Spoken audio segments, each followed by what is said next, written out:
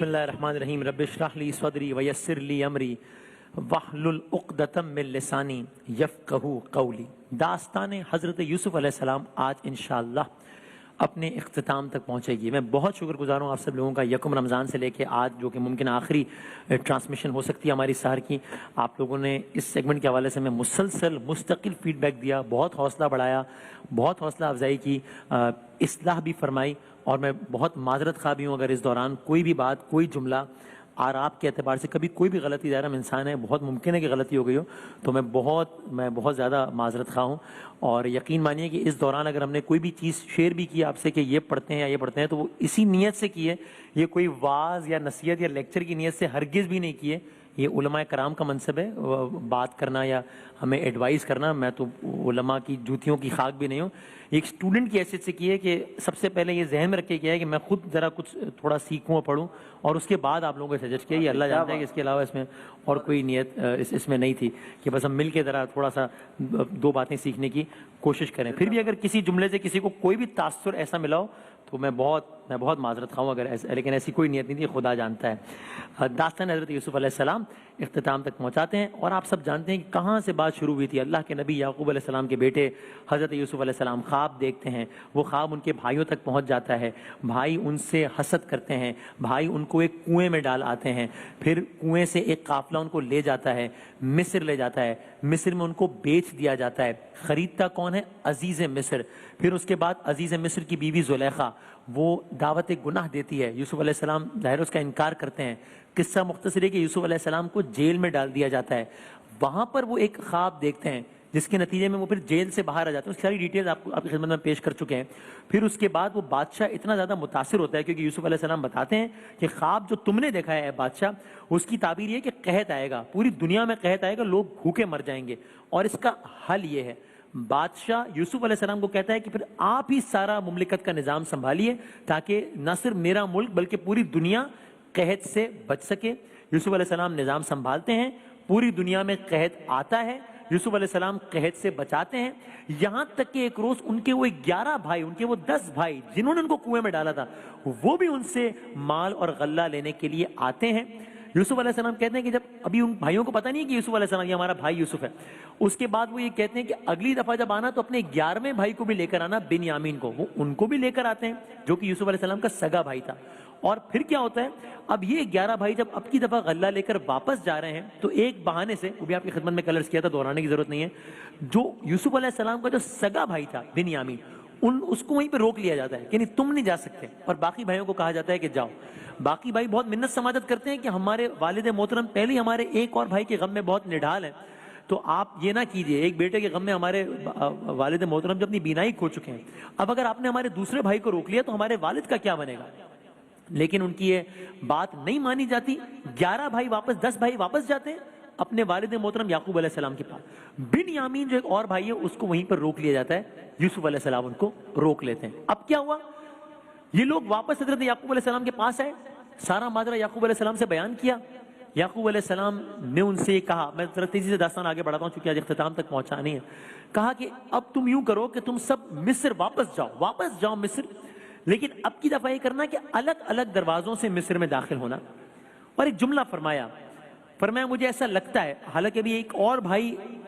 مطلب وہاں رہ گیا ہے بنیامین، لیکن یعقوب علیہ السلام یہ کہتے ہیں مجھے ایسا لگتا ہے کہ اللہ مجھے یوسف سے ملانے والا ہے، اور یہ کہہ کر رونے لگتے ہیں، گریہ فرمانے لگتے ہیں۔ سالوں کی گریہ و زاری نے یوسف علیہ السلام کے غم میں جو یعقوب علیہ السلام نے آنسو بہائے، ان کی بینائی چھین لی تھی۔ ہم دیکھ رہے ہیں نا بھی آج ہم ان لمحات سے گزر رہے ہیں جب لوگوں نے اپنے عزیز و اقارب کھوئے ہیں۔ ان نبی کو یاد کیجئے جنہوں نے اپنے صاحبزادے، اپنے ایک نبی فرزند کے غم میں اتنے آنسو بہائے۔ اس گریہ و زاری نے ان کی بینائی چھین لی۔ جب بھائی واپس یوسف علیہ السلام کے پاس آئے اور گریہ و زاری کرنے لگے،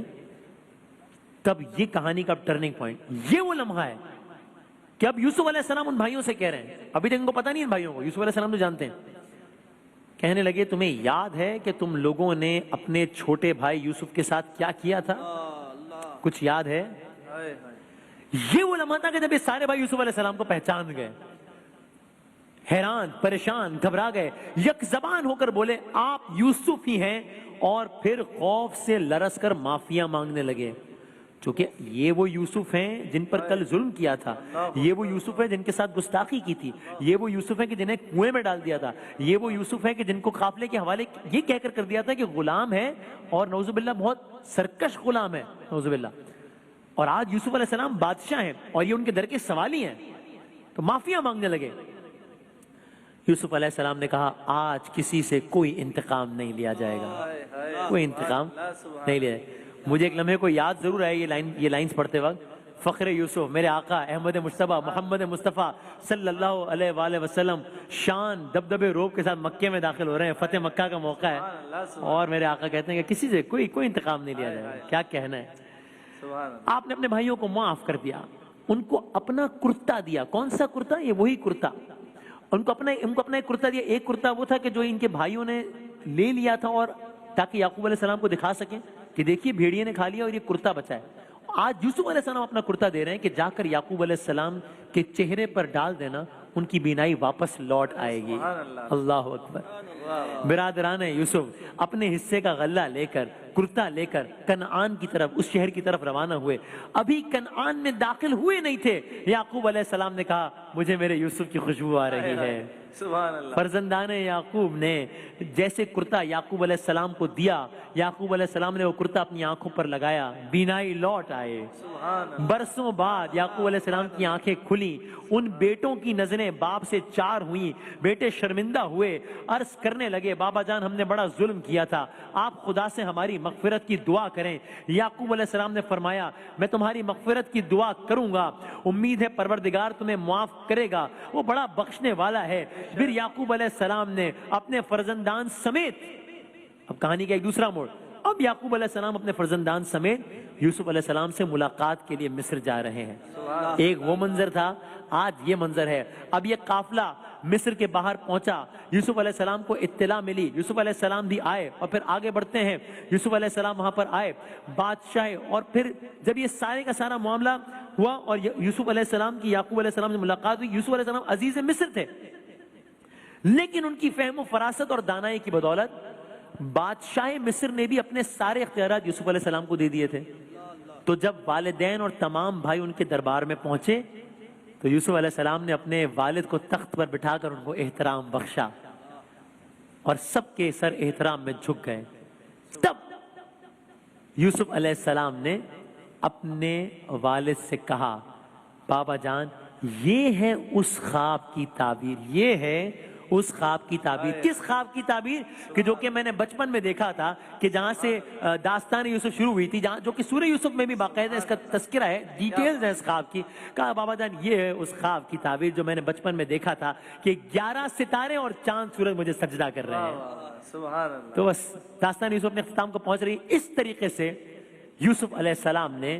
اپنے 12 بھائیوں اور ان کی اولادوں اور اپنے والدین کو مصر بلایا۔ داستان یوسف جو وہاں سے شروع ہوئی تھی آج یہاں اپنے اختتام کو پہنچتی ہے۔ بس آخر میں صرف یہ 2-3 باتیں تاریخی اعتبار سے، کہ بادشاہ نے پورے بنی اسرائیل قبیلے کو گوشن نامی علاقے میں رہائش پذیر ہونے کی اجازت دی، اس کے ارد گرد چراگاہیں تھیں، اور یہیں سے یہ 72 افراد، 172 تھے، یہیں سے یہ 72 افراد ہزاروں اور لاکھوں میں بڑھتے ہوئے اس دور تک آئے جب تقریباً 400 سال بعد فرعون نے بنی اسرائیل کو اپنا غلام بنایا، اور اللہ تعالیٰ نے موسیٰ علیہ السلام اور ہارون علیہ السلام کے ذریعے فرعون کو غرق کر کے بنی اسرائیل کے ان 12 بھائیوں کے 12 قبیلوں کو آزادی دی،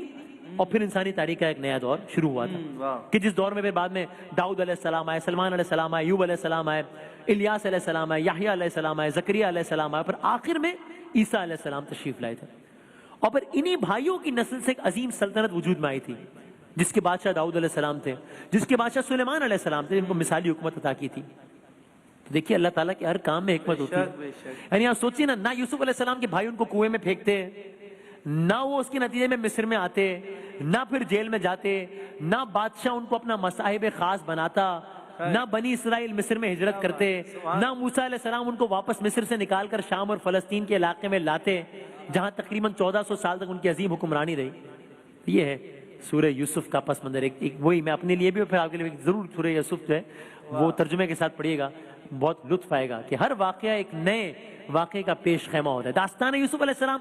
اپنے اختتام کو پہنچی اور ممکنہ طور پر ہو سکتا ہے کہ آج یہ آخری سیگمنٹ بھی ہو۔ میرا جی چاہتا ہے، ہم نے پچھلے کئی دنوں سے بارہا یوسف علیہ السلام کا تذکرہ کیا ہے، تو کیوں نہ اس داستان کا اختتام یوسف علیہ السلام اور فخر یوسف میرے آقا احمد مجتبیٰ محمد مصطفیٰ صلی اللہ علیہ وآلہ وسلم کے ذکر سے کیا جائے۔ تب ایک دو اشعار آپ پیش کر دیے تاکہ تکتے رہے حضرت یوسف بھی دیکھ کے ان کے چہرے کو، تکتے رہے حضرت یوسف بھی سبحان اللہ، دیکھ کے ان کے چہرے کو، تکتے رہے حضرت یوسف بھی دیکھ کے ان کے چہرے کو،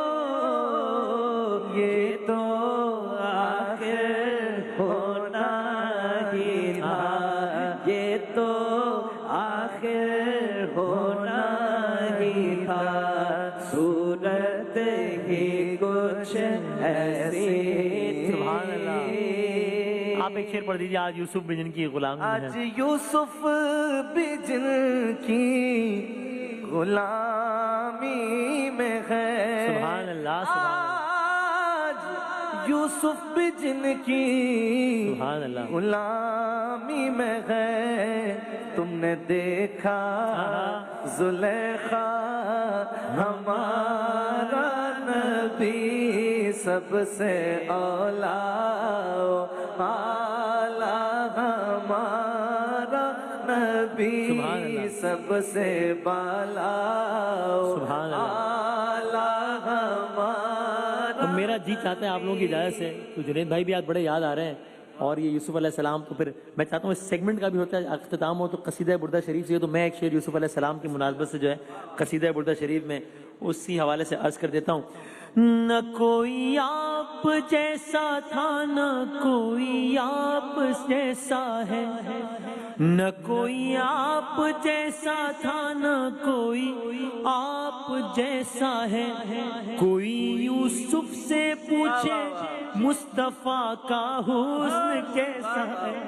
کوئی یوسف سے پوچھے مصطفیٰ کا حسن کیسا ہے، زمین و آسمان میں کوئی بھی مثال نہ ملی، مولا صلی وسلم دائما ابدا علی حبیبک خیر الخلق کلہم۔ اس سیگمنٹ میں ہمارے ساتھ رہنے کا بہت شکریہ، اللہ تعالیٰ ہم سب کی کاوش کو قبول فرمائے انشاءاللہ، کہ وقت کا دوبارہ حاضر ہوتا ہے۔